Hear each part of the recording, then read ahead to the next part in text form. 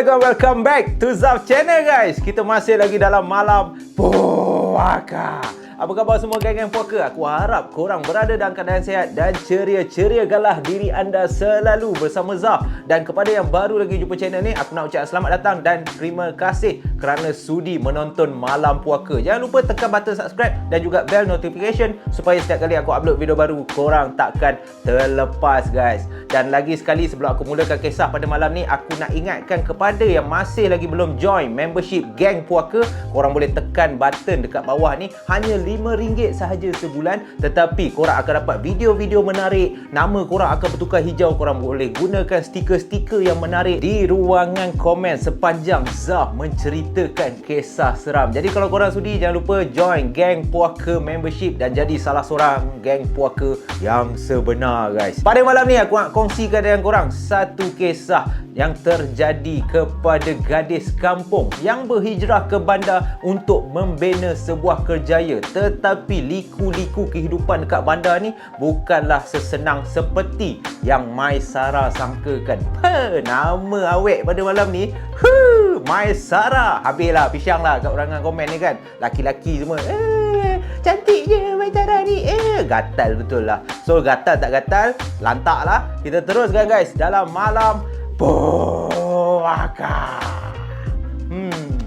Lagi 200 kali aku buat macam ni, memang Ramli Sarip jadi suara ni kan. Pisang man.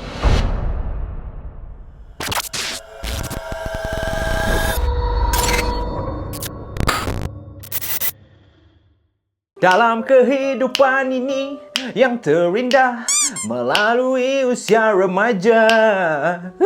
Wah, happy betul Zaf. Lagu tu memang ada kena-mengena dengan kisah pada malam ni. Maisara yang merupakan seorang gadis kelahiran negeri Perak. Wah, Perak juga kan. Kali ni bukan Kedah dah. Gadis yang bernama Maisara ni baru berusia 23 tahun. Orang cakap masih muda lagi. Kalau kulit ni pun masih bergetah lagi. Dan Maisara ni dia mencuba nasib dia untuk membina kehidupan yang lebih indah, yang lebih stable. Lalu Maisara ni daripada Perak berpindah ke Kuala Lumpur. Untuk apa? Untuk mendapatkan pekerjaan. Orang cakap untuk mencuba nasib, berpindah ke bandar yang lebih besar. Jadi apabila berpindah ke bandar yang lebih besar, cabaran dia tu tak payah cakap lah. Tetapi Maisara ni merupakan gadis yang berjiwa kental, yang berjiwa besar. Segala masalah akan diharungi dengan penuh tabah. Lalu itulah yang telah membantu Maisara ni mendapat sebuah pekerjaan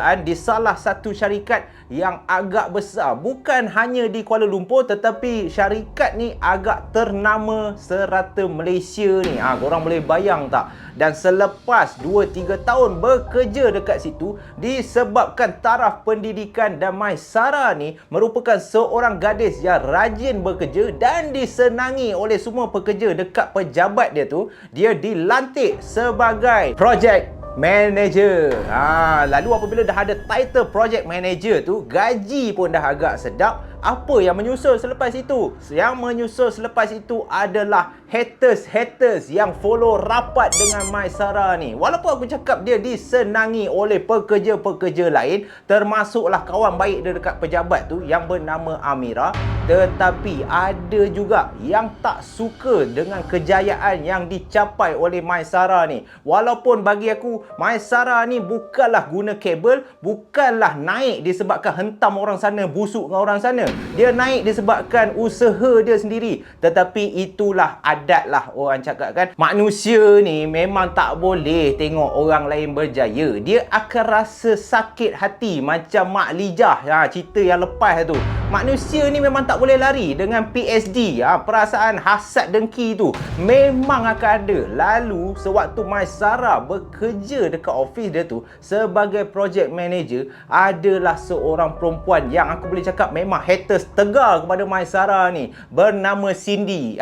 Nama Cindy ni memang daripada dulu lagi, disebabkan dia dah kerja lebih lama daripada Maisara. Dia rasa pangkat project manager yang Maisara dapat tu sepatutnya dia yang dapat, tetapi Maisara ni sailang. Lagilah dia sakit hati. Lalu ada satu hari tu, sewaktu Maisara ni dia kerja lewat malam dekat office dia tu, tengah nak siapkan proposal apa semua, file-file apa semua, tiba-tiba Cindy ni dia jumpa Maisara pada malam tu. Dia sanggup juga stay balik lambat apa semua, semata-mata dia nak lepaskan kemarahan dia dekat Maisara ni. Lalu Cindy pun masuk dalam office Maisara ni dengan tak ada adabnya, tak ada ketuk pintu apa semua. Main masuk je, Maisara pun tengok Cindy ni. Cindy, you tak balik lagi ke Cindy? Lalu Cindy terus cakap, hey, wah, you ingat apa?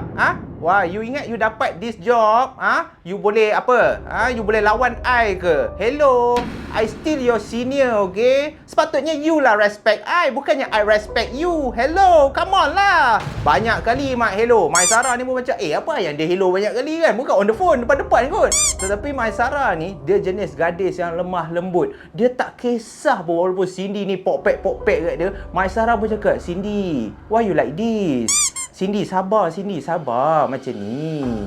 I just jalankan kerja sebenarnya. As a project manager, kita banyak kerja ni and I still need your help. I still perlukan bantuan you, bukannya I tak perlu bantuan you. So, if boleh, kalau kita nak hubungan kita ni okey, janganlah macam ni. Terus Cindy cakap, hello, hubungan apa? Hello lagi, Mat. You ingat apa? Wah, hubungan ke? Tak ada lah.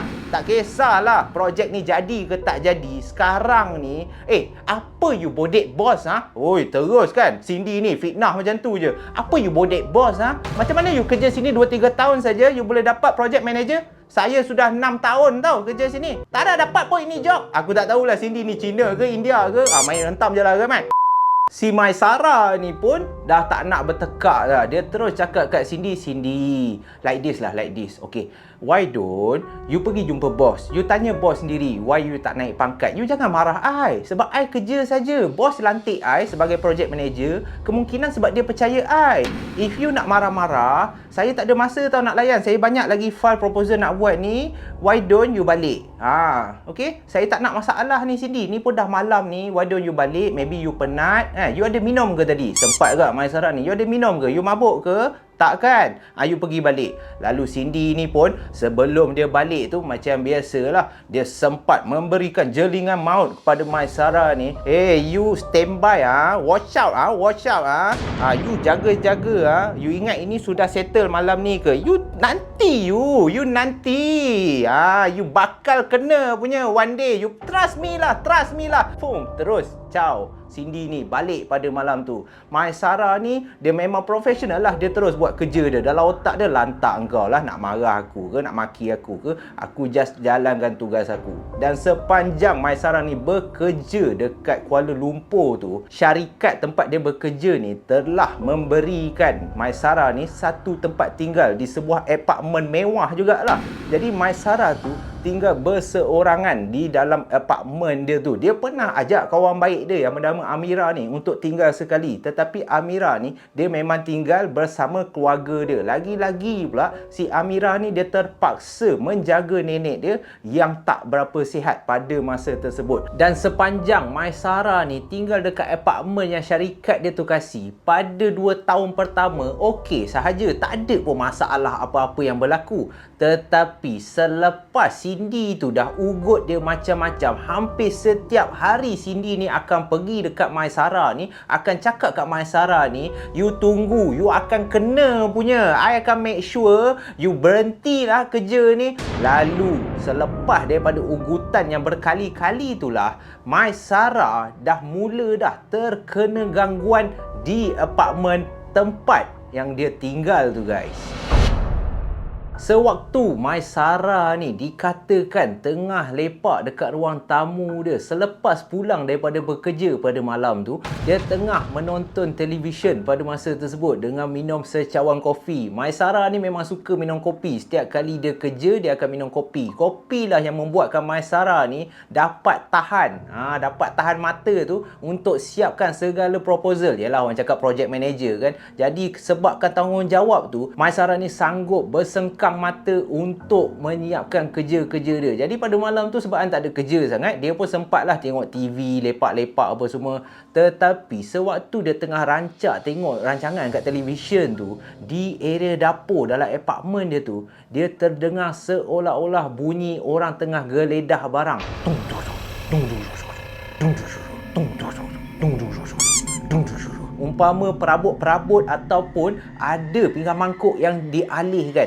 Jadi Mat Sarah ni dia macam dah tak boleh fokus tau. Tapi pada masa yang sama dia takut nak pergi ke arah dapur. Jadi dia tak endah ke pun. Apabila perasaan takut tu dah mula timbul, dia pun capai phone, dia pun text lah. Dia WhatsApp kawan baik dia Amira ni supaya dapat dia kuat sikit. Tak ada lah dia rasa takut sangat. Lepas dengar daripada pinggan mangkuk macam orang alih tu, yang menakutkan si Mai Sarah ni, apabila dia terdengar seakan-akan suara perempuan tengah menyanyi dekat area dapur tu.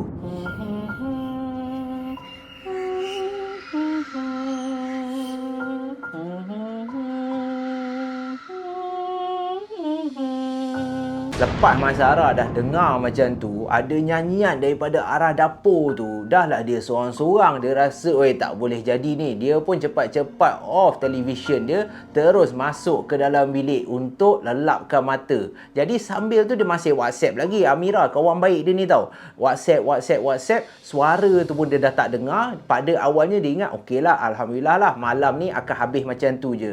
Waktu dia tengah tidur tu guys, beberapa kali cadar selimut dia ditarik ataupun direntap, seolah-olah ada orang yang rentap tau. So dia dah mengganggu dah tidur si Mai Sarah pada malam tu, dengan perasaan yang teramat takut. Kejap kain kena rentap, kejap katil dia rasa seolah-olah macam ada orang baring dekat sebelah, sebab tiba-tiba katil tu melendut ke bawah. Jadi pada masa tu Mai Sarah dah tak tahu dah apa nak buat selain cuba untuk menenangkan diri dia. Dia kena juga tidur. Dia fikir, aku kena tidur ni, lantaklah apa jadi pun. Tetapi mana tak stres. Gangguan ni bukan berlaku hanya satu malam. Boleh dikatakan setiap minggu akan ada je gangguan yang berlaku dekat apartmen Mai Sarah ni. Disebabkan macam tu, dia dah yakin dah, ini mesti perbuatan Cindy ni. Beberapa kali dah dia ugut aku. Jadi Mai Sarah ni daripada seorang gadis yang sopan pun, apabila dah asyik kena ugut, lepas tu balik rumah pula dah terkena gangguan macam tu. Sebelum ni okey je. Lalu Mai Sarah ni pun dalam ramai-ramai orang ni, dia dah tak kisah dah, sebab dia dah sakit hati gila dah. Apabila dia nampak Cindy je dalam pejabat yang ramai orang tu, terus dia marah si Cindy ni. Cindy, kau sini jap. Apa yang kau buat kat aku? Cindy ni macam, apa you ni? You mau malukan I ke apa depan semua orang ni? Aku tak kisahlah. Engkau tak suka aku kan? Daripada first day aku dapat jawatan ni, engkau dah ugut-ugut aku apa semua kan? Apa yang kau hantar kat rumah aku? Kau ingat apa ni? Kelakar ke? Hello. Cindy jawab kan, hello lagi. Hello. Apa you ni? Fitnah-fitnah ni? Apa I buat kat you? Mana ada I buat apa kat you? You jangan nak fitnah macam ni. You ada bukti lah. Aku tak perlu bukti lah. Mai Sarah menjawab tau. Engkau, baik kau tarik balik apa yang kau hantar kat rumah aku. Aku tak kisah. Engkau jangan nak macam-macam dengan aku. Aku ni sabar-sabar juga tau, Cindy. Tapi kalau macam ni, perbuatan you I report dekat bos tau. Macam lah I tak tahu. Banyak dah kerja yang you tak siap kan sebenarnya. Lalu Cindy ni pun sebabkan dia malu tau. Dia malu dengan ramai orang ni. Budak-budak office yang lain dah mula pandang dah pergaduhan di antara Cindy dan Mai Sarah ni. Lalu Cindy pun walaupun dia marah-marah tu, you tak baik tau buat I macam ni. Terus Cindy ni menangis-nangis lari keluar. Pada masa tu semua dah tercengang dah. Dan Mai Sarah ni pun dia rasa malu. Dia seolah-olah macam hilang kawalan pada masa tersebut. Jadi dia pun terus duduk, dia istighfar. Ya Allah, apa aku ni? Ya Allah, kenapa aku macam ni? Aku tak patutlah marah dia macam tu. Ya Allah.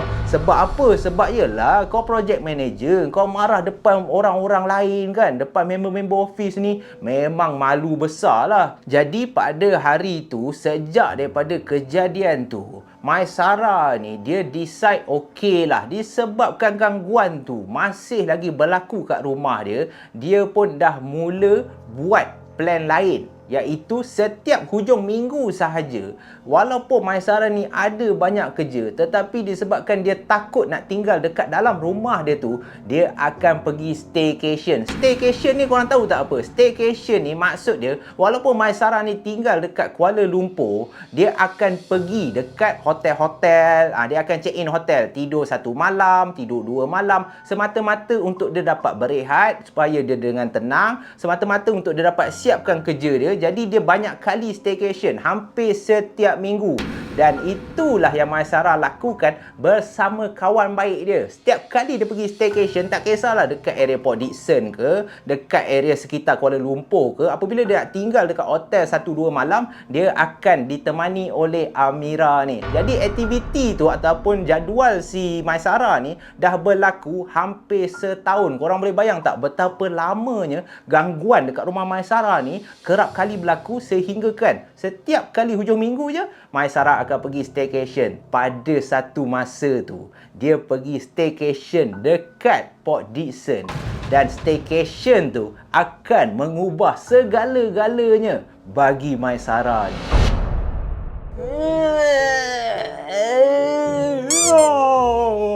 Hui, ngantuknya lah. Aduh, dah pukul berapa ni? Ya Allah. Dah pukul 2 pagi ke rupanya. Maisara ni menggeliat. Sebab penat di dalam bilik hotel dekat Port Dickson tu. Pada masa ni, dikatakan Maisara yang ditemani oleh kawan baik dia si Amira ni telah pun pergi staycation selama 2 malam di salah sebuah hotel yang terletak di area Port Dickson. Dan bilik hotel Maisara dan juga Amira ni terletak di tingkat 15. Jadi pada masa tersebut, jam telah menunjukkan pukul 2 pagi. Maisara ni daripada malam tadi, sejak pukul 10 malam, dia dah mula cuba untuk menyiapkan kerja-kerja, segala proposal, segala file apa semua tu dia dah buat daripada pukul 10 malam sehingga pukul 2 pagi. Dan kawan baik dia si Amira ni pukul 12 tu dah awal-awal naik atas katil lah, sebab dah tak larat dah untuk teman si Maisara ni. Lalu apabila Maisara ni dah gosok-gosok mata dia, dia pun dah mengantuk, dia pun tengok, alamak, kesiannya lah kawan baik aku Amira ni kan. Tetapi dia rasa pun macam, alhamdulillah lah, bagus lah, nasib baik aku ada kawan sebaik ni, sanggup aku teman pergi staycation, sanggup tu melayan kerenah aku, walaupun aku ni memang jenis workaholic, jenis tak reti, tak buat kerja tak boleh. Dia sangguplah stay sampai 5 pagi, 4 pagi untuk menyiapkan kerja dia. Jadi pada masa tu, selepas Maisara ni dah menghirup secawan kopi sebelum dia nak masuk tidur apa semua, dia tengok langsir bilik tu terbuka luas. Lalu Maisara ni pun cakap dalam hati dia, aduh, itu je lah yang aku tak suka kawan aku ni. Pantang pergi hotel lah, suka betul biar langsir bilik terbuka. Perangai kawan baik dia si Amira ni, setiap kali diorang pergi menyewa hotel, setiap kali diorang pergi staycation ni, Amira ni dia ada satu perangai. Dia memang suka, tak kisahlah bilik hotel tu mana dia tinggal pun, dia memang suka untuk buka langsir bilik hotel tu seluas-luas yang boleh. Jadi pada masa tu, sebabkan Maisara fikir, tutuplah, dah nak tidur je kan, nanti ada orang tengok ke apa. Masa si Maisara ni cuba untuk tutup langsir tu di tingkat 15, tiba-tiba mata dia tertangkap dekat area pantai, sebab hotel dia ni menghadap pantai Port Dickson tu. Dekat area pesisiran pantai tu, dia boleh nampak seakan-akan ada kain putih yang terapung-apung di awangan, seolah-olah tengah glide, tengah terbang dekat area pesisiran pantai tu. Pada masa ni, selepas Maisara dah nampak kain putih tu, dia cepat-cepat tergamam, dia tarik langsir tu terus melompat di atas katil. Lalu dia pun kejut kawan baik dia si Amira ni. Amira, weh, bangun. Amira ni dalam mamai-mamai tu, sakit lah, kenapa ni? Dah pukul berapa dah ni? Aku nampak. Kau nampak apa ni? Kau dah siap ke kerja kau? Dah pukul berapa ni? Dah pukul 2 pagi dah, aku dah siap dah. Weh, Amira, pergilah tengok kat tingkap tu. Kenapa nak tengok kat tingkap? Weh, aku nampak tu kat pantai tu, aku rasa Pontianak kot. Terus Amira ni, apa kau merepek ni? Kau nampak apa ni? Aku nampak ada kain putih. kau betul ke Pontianak? Silap-silap hantu makcik karipap ke apa ke kan? Kau ni kenapa yang kau kejut aku ni? Alah, pergilah tengok. Maisara ni beberapa kali paksa juga Amira ni suruh pergi tengok benda yang dia nampak tu. Lalu Amira ni pun malas dah nak layan. Pada masa ni dia teruslah cakap kat Maisara tu sebab tak nak takut sangat. Dia cakap lah kat Maisara tu, kau ni kau salah nampak kot. Saya elak hantu makcik karipap kan? Kau dah order ke? Lalu Maisara pun, kau bukan nak melawak lah pada masa ni. Pergilah tengok. Aku takut lah kalau dia ada lagi. Lalu Amira ni dah malas dah nak layan. Dia pun dah ngantuk. Selagi dia tak buat, selagi itulah Maisara ni akan paksa dia suruh pergi tengok, suruh pergi tengok. Lalu Amira pun lekah-lekah bangun daripada katil. Pada masa ni Maisara ni follow je dekat belakang Amira ni tau. Dan apabila dia buka je langsir tu untuk tengok masih ada lagi tak lembaga ataupun kain putih yang berterbangan dekat pantai tu, si Amira ni terus cakap, merepeklah kau ni. Amira terus buka besar. Engkau ni salah nampak ni. Ini bukan kain putih. Ini reflection lampu katil lah. Kau ni kejut aku, ya Allah. Tu lah orang cakap, janganlah buat kerja sampai lewat pagi. Dah lah mengarut lah. Amira ni terus malas layan, naik balik atas katil untuk tidur. Pada masa ni Maisara macam dia tergamam tau. Dia macam, tadi aku tak nampak pun refleksi lampu bilik ni. Tapi pada masa yang dia tengok tu, betul bak kata Amira, refleksi lampu tau. Dia nampak bayangan lampu bilik tu daripada tepi katil tu. So Maisara ni dia macam tergelak sikit dah hati dia. Bodoh lah aku ni. Aku salah nampak lah kot. Lalu Maisara ni pun tutup balik langsir tu untuk pergi tidur pada malam tu. Jadi apabila Maisara ni dia dah mula cakap dah hati dia, tersalah nampak kot, dia pun cepat-cepatlah tutup langsir tu dan mula baring di atas katil. Tak sampai 15 minit macam tu, tiba-tiba Amira kawan dia ni pun bangun daripada katil menuju ke bilik air. Maisara belum tidur lagi. Dia belum tidur, dia masih mamai-mamai lagi. So dia perasan lah kawan baik dia si Amira ni pergi ke arah tandas. Jadi dia pun buat tak tahulah, dia pun nak tidur apa semua. Tiba-tiba WhatsApp dekat phone dia berbunyi guys. So dia pun fikir, siapa pula WhatsApp aku ni? Pada masa tu phone dia letakkan dekat sebelah katil dia. So Maisara ni pun angkatlah phone dia dan tengok. Dan apabila dia tengok WhatsApp yang dia dapat, masa tu dah pagi, dah pukul 2-3 pagi dah. Dia pun baca WhatsApp tu yang menakutkan. Apabila Maisara ni baca, aku rasa geng puaka semua dah boleh agak dah WhatsApp tu daripada siapa. WhatsApp yang diterima oleh Maisara ni berbunyi macam ni. Assalamualaikum Maisara. Aku ni Amira. Aku nak minta maaf aku last minute tak dapat teman kau lah staycation dekat Port Dickson tu. Sebab nenek aku dah tak berapa nak sihat lah. Bila si Maisara ni dah mula baca mesej yang diterima oleh kawan baik dia Amira tu, pada masa ni Maisara daripada ngantuk, daripada nak tidur, terus segar mata dia. Sebab apa? Sebab dia macam seakan-akan tidak percaya apa yang dia baca tu. Lalu Maisara pun dengan tak buang masa, dia terus tekan nombor dekat WhatsApp tu dan dia cepat-cepat call kawan baik dia si Amira ni. Bunyi phone lama kan, hantam je lah. Amira ni jawab, Assalamualaikum. Maisara. Aku ganggu kau ke? Maisara dia macam tak boleh nak cakap tau. Dia macam, Waalaikumsalam. Amira ke ni? Yelah Amira lah. Sorry doh, aku ganggu kau pagi-pagi. Sebab aku rasa bersalah lah. Tu yang aku hantar WhatsApp tu, aku tak nak lah call kau. Takut kau dah tidur ke apa kan. Dan Maisara ulang lagi sekali. Amira, ni betul kau ke? Lalu Amira bercakap, kau ni apa hal? Kau okey tak? Akulah. Kau ni buat macam tak kenal pula. Lepas tu Maisara terus cakap dekat Amira, engkau dekat mana ni? Aku kat rumah. Nenek aku tak sihat. Kau kat mana ni? Amira pula tanya Maisara ni. Lalu Maisara pun terus cakap kat Amira, Amira, aku dekat bilik hotel dekat Port Dickson. Kau staycation ke? Berani pula engkau pergi seorang Aku nak minta maaf last minute lah aku tak boleh follow. Lalu apabila Amira cakap macam tu, Maisara ni terus cakap, Engkau memang dekat rumah Engkau tak ada datang bilik hotel aku Amira pun cakap dekat Maisara ni, apa kau merepek ni? Aku memang kat rumah. Tengah dia berbual dengan Amira macam tu, dekat belah belakang si Maisara dalam bilik hotel tu, tiba-tiba ada satu lagi suara yang mula bercakap dengan Maisara ni. Ai, kau dah tahu ke? Kau nak aku teman kau tak malam ni? Maisara tidur? Tidurlah dengan aku. Aku pun kawan baik kau juga.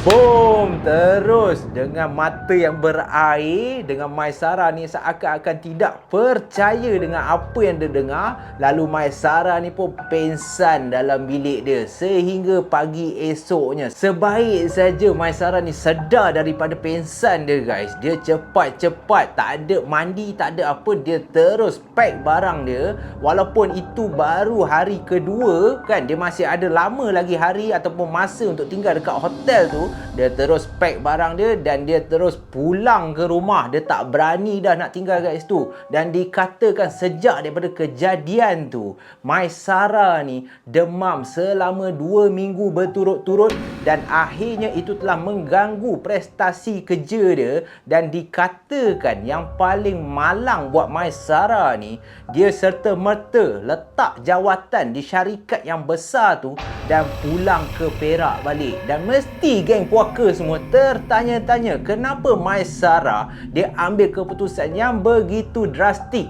Lagi-lagi pula pekerjaan yang dia dapat tu bukan senang nak dapat tau. Ibu Amira yang dah kerja lama kat pejabat tu, Cindy pun tak dapat-dapat, tetapi dia senang-senang nak dapat. Korang mesti nak tahu macam mana Maisara ni senang betul dapat kerja. Selepas ini aku akan bongkarkan segala-galanya rahsia yang Maisara ni duk simpan dan tak bagi tahu. Even kawan baik dia Amira pun tak tahu apa perbuatan Maisara ni.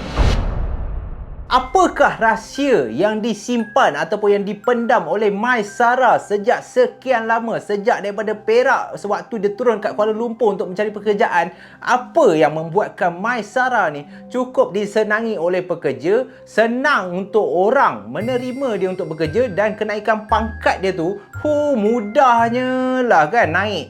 Dikatakan Maisara ni bukanlah gadis kosong-kosong. Ada sebab kenapa daripada Perak tu dia serta-merta decide untuk turun ke Kuala Lumpur. Dikatakan Maisara ni telah menggunakan ilmu susuk penarik. Ilmu susuk penarik ni, apabila seseorang tu memakai susuk ni, sesiapa sahaja yang melihat dia akan senang.